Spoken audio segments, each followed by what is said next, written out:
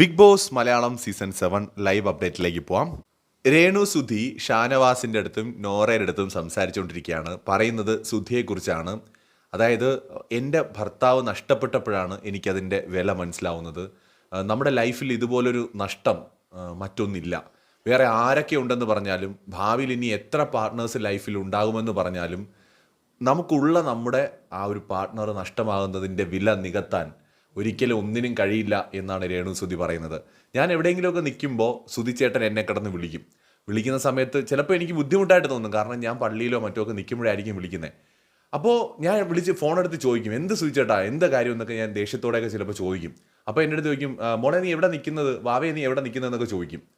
പക്ഷെ അന്ന് അതിൻ്റെ വില എനിക്ക് അറിയില്ലായിരുന്നു. ഇന്നിപ്പോൾ എന്നെ എന്നെ അങ്ങനെ വിളിച്ച് എന്നെ തിരക്കാൻ, എന്നെക്കുറിച്ച് അന്വേഷിക്കാൻ ഈ ലോകത്ത് ഒരാളുമില്ല. ഇപ്പോഴാണ് സുധിച്ചേട്ടൻ്റെ വില ഞാൻ മനസ്സിലാക്കുന്നത്. എൻ്റെ അമ്മയും അച്ഛനും ഒക്കെ ഉണ്ട്, പക്ഷെ അവരൊക്കെ ഓരോരോ തിരക്കുകളിലാണ്. എനിക്ക് നഷ്ടപ്പെട്ടത് എന്നും നഷ്ടപ്പെട്ടത് തന്നെയാണ്. അതൊരിക്കലും എനിക്കിനി തിരിച്ച് കിട്ടാനും പോകുന്നില്ല.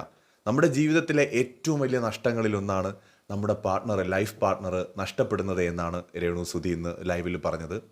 വളരെ ജെന്യൂനായിട്ടാണ് കേട്ടോ എനിക്ക് തോന്നിയത്. ഇനി ഗെയിമിന് വേണ്ടി പറയുന്നതാണോ എന്നൊന്നും ചോദിച്ചാൽ എനിക്കറിയില്ല. ബട്ട് കേട്ടപ്പോൾ ജെന്യൂനായിട്ട് തോന്നി. കൂടുതൽ ലൈവ് അപ്ഡേറ്റുകളുമായി വീണ്ടും വരാം.